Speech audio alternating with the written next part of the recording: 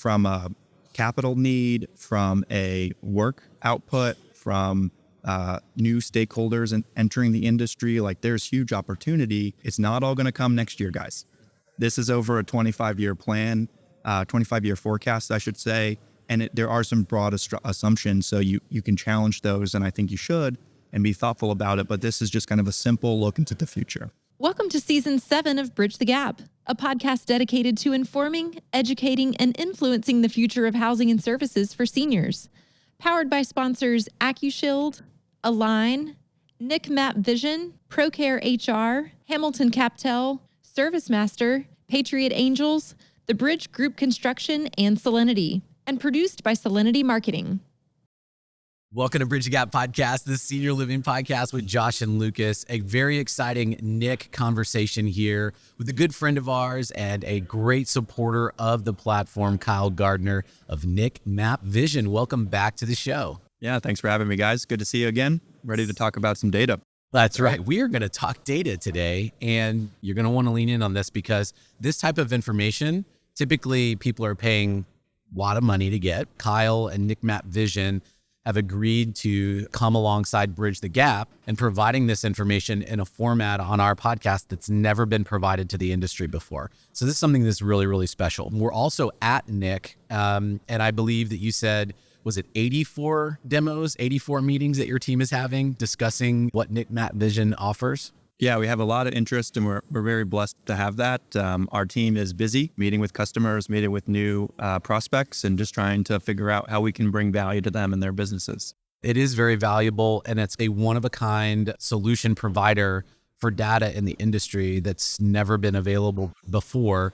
Of course, that's been emerging over the past few years. For our listeners that were not able to travel to NIC and come and sit and get this demo, this is a really special time for us to ask these questions and get this information. We've got a couple of questions, and I know you've got some information to share with us. Let's start off by just talking about what is the data that we're going to be going over today. The largest part of our business is our NIC MAP data set, which has been around for almost 2 decades. It's the longest time series data set of rate, occupancy, inventory, and demand metrics for senior housing. Every quarter, our customers join us for a webinar where we talk about the latest data collected from our team, changes in occupancy, changes in rate for each care segment. You're going to hear me talk about primary markets and secondary markets today. With our NIC MAP data set, we cover about 140 metros across the country. That's specifically for the performance data. Think about the largest metros from population size 1 to 140, and that's more or less where we are. And so each quarter, we talk about trends in those areas, what's going on. And a lot of our customers want to understand not just what, but why. And so I hope to bring a couple of those talking points for you today. Occupancy is a great place to start. It's a big topic of conversation. I've heard a variety of different answers to that. Some are very positive. Some are not so optimistic. So give us the data. Where are we at? I first want to give a big shout out to my data collection and engineering team back home. They're behind the scenes. They're the ones gathering, preparing, and doing some QA work on this to make sure we all get it right when we're working in the market. So big shout out to that team. The top line takeaway is that occupancies are going up and large across the primary markets. For a senior housing occupancy, which is a blend of independent living and assisted living communities, it's up about 80 basis points to a number of 84.4% last quarter. So we're still working on it. We're not perfectly back to that pre-pandemic level across all primary markets. There's 31 of them. But it's a nice improvement, and it's a continued improvement. I think that's the important thing, is that markets are getting better. 2 of those primary markets are already above their pre-pandemic number. Not all 31, but we're seeing real change, and that's exciting. Well, that is exciting with how much data you collect, how much you look at the trends. Is there a forecast on when we will be back at that point of pre-pandemic occupancy levels? If you pause for a second on the occupancy rate and you look at occupied units, we've actually exceeded the number of occupied units now versus pre-pandemic levels. Part of the reason the percentage is not the same is obviously some new supplies come on board over the last couple of years. It's what we think of as pre-pandemic is first quarter of 20. And then where we think of, comparing to now is third quarter of 23. So there's obviously some time for projects to open up and things of that nature. From a percentage standpoint, if we make some assumptions, which you have to when you're forecasting and you're thinking about that, we think sometime in 24, we will see most of the primary markets come back to their percentage but that requires that we keep the momentum we have right now. Obviously, markets are kind of choppy. So if something changes, if the Fed bumps rate again, or there's some new macro headwind, that may not be the case. But the famous economic phrase, all else being equal, we could be there in 24. What would you say is the biggest contributing factor, or several contributing factors that we're seeing these gains? Is it just sheer volume of people that need this type of care? Is it perception changes? Are we doing better as an industry? I mean, what do you think is going on there? Yeah, absolutely. I think it's a little bit of all of the above. I think that people are starting to get more comfortable in their post-COVID world, not only us as service providers in the industry, but also customers and their families.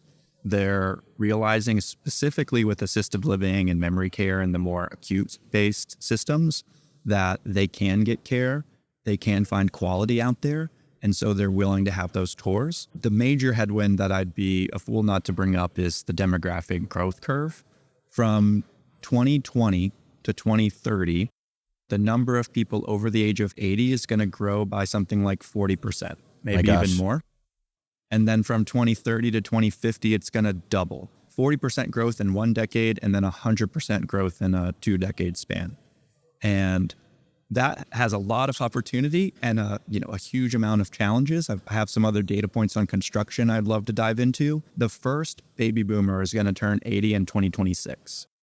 And so that's typically, the average move-in age typically gets quoted as like 82 to 84, but that's the average. So there are buildings that are serving a younger demographic. Maybe it's an IL-AL mix where they get them a little bit younger. Not every time. I think some of the publicly traded companies have had comments around seeing older 70-year-olds come into their buildings, which is nice. And so that would be the baby boomer today, is someone who's 77 or 78.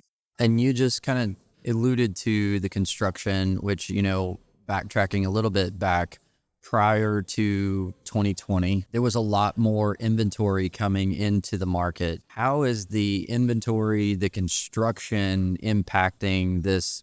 You got this huge opportunity of people needing care and getting to that age. I think you said 2026 is kind of when it really starts hitting. Someone's just now starting to think about a project. That project may not be opening till close to 2026, but we're just not seeing all the construction because of a lot of factors. I'm sure you're going to be able to give us some data on what is that like over the last few years, and what do you see happening over the next year? Yeah, absolutely. So I'm going to bring up a bunch of data here. So bear with me and we can cover anything that we need to. Again, from a start standpoint, if you look at the data on an annual basis, where we are right now is about the same level we were in 2011 and 12 from a percentage starts basis.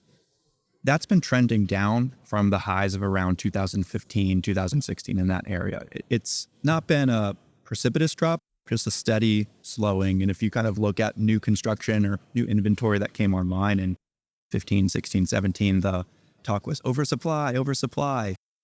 Well, we were really just a few years too early. We actually didn't build enough. If you were to continue our current rate of construction through 2030, and you pair that with the demographic boom, and you assume that senior housing is adopted or accepted by the market at the same rate it is now, so you hold penetration rates constant, which people will debate, but again, we got to make some guesses and forecasts here. If you do that, then the number of units, the gap in supply and demand at the national level is almost 800,000 units by the end of this decade.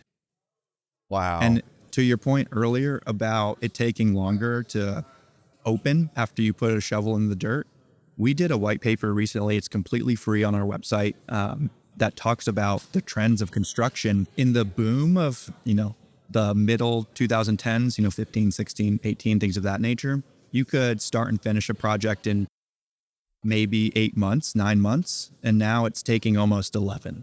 So not only do we need way more units than are being built, but it's taking considerably longer to build them.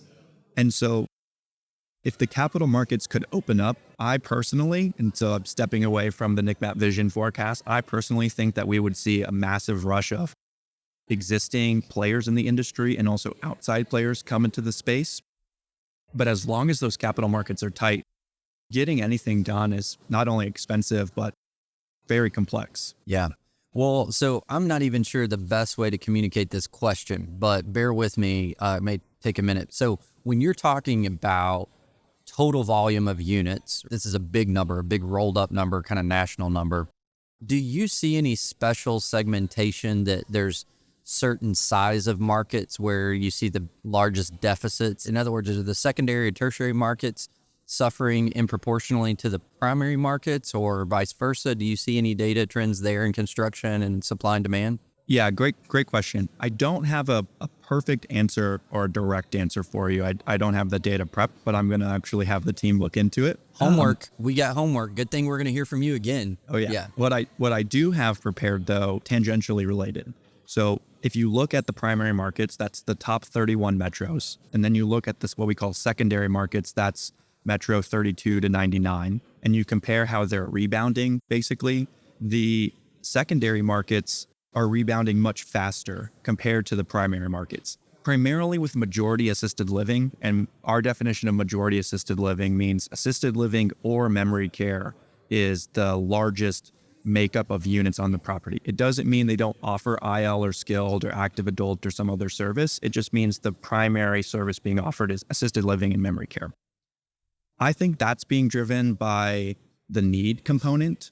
And also, if you look at where construction was going for a long time, we started in the primary markets as an industry and kind of moved out. There's always been folks who have been in those secondary and tertiary areas. But by and large, we're seeing a lot more people kind of come to those newer markets that are having demographic shifts. From your question about supply and demand gap, kind of equally distributed across the country, I would assume no, but we'll have to look at the data to really answer that. And the reason I say that is I think we can all think about, our markets back home and maybe the most similar one down the street. Like I'm in Raleigh, North Carolina. It's one of the fastest growing cities in the country, but Fayetteville or Richmond, Virginia, they're also relatively large bases, but with different growth rates and things of that nature. So are they going to behave the same? Unlikely, but it's possible. Well, that's something that I've always, just as a developer operator through the years, it's interesting because it seems like most of the development, new construction attention is often in those larger markets with the most dense populations, the highest income levels. It's always interesting because I think when people look at a feasibility study and they see these huge volumes of pent-up demand, a lot of times, you might have 3 or 4 projects come out of the ground at the exact same time in these larger markets. And everybody's thinking, oh, well, there's plenty of pent-up demand for all of us. But I think on any given day in a market, let's say you've got 100 people that are age income qualified in a market, there may be 4 or 5 communities that all have open beds. On any given day, kind of the way decisions are made, there's typically a health event, or only a certain number of those individuals are actually open to looking or thinking they need that care on any given day. So you're kind of competing. So I'm wondering also in this data trends and occupancy, I'm just sitting here thinking, okay, well, 2026, you've got everything starting to hit with the boomer generation. Let's say the economy, banking, construction costs, whatever, starts fueling more development, more construction. If we all come out of the ground in these markets at the same time, I'm wondering how that also impacts these occupancy numbers. Because if we just look at the data and not go deeper into the numbers, if we have a huge rush of units coming to the market, we may actually see those occupancy numbers go down, right? And if you thought about it just from a sheer occupancy, you may like, oh, we're going backwards as an industry, but it's really that so much product is coming out in the market at one time. Is that following the right logic? Yeah, it does. And Atlanta gets picked on a lot for that because the demographics there are just insane. It's one metro, but it feels like 10 cities within one area. And that one has always been picked on for being oversupplied or perceived as oversupplied. But I think you highlighted a great point. It comes down to the preferences of your resident and knowing the psychographic and consumer desires of the people you're trying to serve and really knowing your brand. And if where you're going to put this building, this immovable object, if people will come to what you've built. We need to be thoughtful as an industry in terms of not just, can I get land at a good price and get development at a good price, but are the people who ultimately want and need my service, keyword on want for psychographics, Are they actually going to come to where I've built, or is the family member that they're moving to be nearby in the wrong spot? Is the commute here too uncomfortable? Is there not enough services or amenities nearby? And we have some data that helps customers with that, utilizing kind of profiles to understand your resident. I would say a number of larger operators, 25 communities plus, have started doing that, whether they realize it or not, by developing strategies internally and things of that nature. But I don't have a broad stroke direction of how to get that right. It's a tough part of the process. Yeah, I would say it's no perfect science by any stretch of the imagination. So I'll tell you, Kyle, one of the things I love talking about with you and your team is not only are you helping us understand data, man, you guys make some really interesting forecasts because you've got this, historical data and you kind of know where the demographics are going. You've dropped some things forecasting all the way to like how long supply and demand is going to be tracking and how it's relating to each other, like to 2050. Can you give us some long range forecast on supply and demand? So I'm going to be cautious and I'm going to avoid talking about rate and occupancy in that way because there are so many factors that go into it. But just kind of highlighting the state of our inventory across the country. So not specific to any market. I believe deeply that each market is going to be unique. So Pittsburgh and Raleigh and Houston and Chicago are going to have different nuances. But at large, at a true macro level, we're seeing inventory age much faster as a percentage of total inventory than we did pre-pandemic. So right now, 41% of inventory in primary markets is over 25 years old. Oh my gosh. Compare that to pre-pandemic. So remember, that's just about 3.5 years ago. The number was 34%. So a 7% increase over that time. And if you look at the younger side of the age range, 0 to 2, 2 to 10, we're seeing not that much new construction, which we kind of knew about. And then on the, maturing post-stabilization period, it's pretty consistent. There's a little bit of variance, but a lot of stuff is kind of moving up the spectrum. And that's not bad. Those buildings can serve residents. They have potential. But a lot of conversations at this NIC, at other events, have talked about the changing preferences of boomers. And is every 25-year-old building going to satisfy a boomer or a new customer? Possibly, possibly not. There's certainly challenges that go with that versus the pretty penny that gets opened up. So that's something for us to think about. I want to bring one other stat about kind of the forecast. And so I clipped this from Eric. He's doing a panel later in the conference. So if you're at conference and you saw the presentation, give him a shout out. But if you didn't make it here, here's a glimpse of what's going on. This next data point has a big assumption in it. And the big assumption is that our rate of construction now holds constant, which is unlikely given macro changes, but it's the easiest way to kind of think about this. And then the other assumption is that adoption or penetration of senior housing remains constant. Again, unlikely. As consumer preferences change, if the industry doesn't respond, it'll fluctuate up and down from time to time, but we have to make some broad stroke assumptions here. So this is an oversimplified forecast. Remember when I said from 2020 to 2030, the gap in new construction is almost 800,000 units? Well, if we convert those units to dollars and we assume each door costs $500K to build, the gap from now to 2050 is almost $1 trillion of investment of what's not getting built. And so from a capital need, from a work output, from new stakeholders and entering the industry, like there's huge opportunity. It's not all going to come next year, guys. This is over a 25-year plan. 25-year forecast, I should say. And there are some broad assumptions, so you can challenge those, and I think you should, and be thoughtful about it. But this is just kind of a simple look into the future. Well, Lucas, I don't know if your head is swimming with data yet, but these are big numbers. These are big numbers. I think it spells huge opportunity for every sector of our industry, for developers that want to come into our industry, for investment, capital dollars. And I know, the past couple of years, we have taken it on the chin multiple times in this industry, but this actually gives me not only light at the end of the tunnel, but, a forecast of our industry has a huge opportunity to meet this demand. And I think a very unique opportunity. And it's so awesome to have Kyle, NIC MAP Vision as our partners. We've talked about this, Lucas. We get to sit down, we get like a master class on every podcast. And so this is so much great wealth of information. Yeah, and it's an honor to be able to bring this to the industry and to the Bridge the Gap audience. So Kyle, thank you so much for spending time with us today. Any last thoughts or final remarks? Looking at now and the actual data that's already been reported on, some optimism for you guys. So if you look at the percentage of stabilized properties, so those who have been in business for more than 2 years or at any point in their lease up hit a minimum occupancy in the 90s, the percentage of properties pre-pandemic that were above 90% was about 56. In the trough of the pandemic, when it was at its absolute worst, that number fell by half to 23%. Now we're at 45. So we've almost doubled, not entirely doubled where we were at the worst of it. And we're making our way back to that pre-pandemic number. So I think that that's showing that 45% of inventory in primary markets is at or above 90%. So there are people winning right now and having success. And conferences and conversations like this will help us understand how we can take that back home.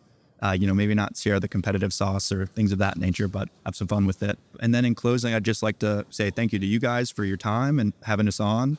And shout out again to the data collection team at home and also the NIC Analytics team for helping out. Yeah, totally. Before we let you go, give us a little bit more details like that. How big is the team? Where are y'all scattered, kind of remotely located, or a couple of different areas around the country? Yeah, we are fully remote. We do have some headquarters, I will say, or regional offices maybe, but everyone works from home. We're about 70 team members. Over half of the business is in the engineering and data side. We take that very seriously. I think we have team members in like 15 states or 16 states. So come and find us. We'd love to meet, love to chat with you and have a conversation. Excellent. Great, Kyle. Thank you so much. In the bottom of all of our show notes, you'll see NIC MAP Vision there. It's a direct link. You can schedule a demo and see if this information is something that can help you in your daily operations. And I would challenge that it does. And then connect with Kyle. He's on LinkedIn and other social platforms. You can connect with him there. And we got a lot of information coming out over the next couple of quarters through 2024 from NIC MAP Vision. Very excited about that, right, Josh? Absolutely excited. And our LinkedIn pages, we're going to be connecting with the NIC MAP Vision team. So engage with NIC MAP Vision, engage with Bridge the Gap on your socials or wherever you find our podcast or our information. Such a great opportunity, such a great partnership. Thanks, Kyle, for being with us. Absolutely. And go to btgvoice.com, connect with us there, listen to this podcast and many more. And thanks for listening to another great episode, Bridge the Gap. Peace out. Thanks for listening to Bridge the Gap podcast with Josh and Lucas. Connect with the BTG Network team and use your voice to influence the industry by connecting with us at btgvoice.com.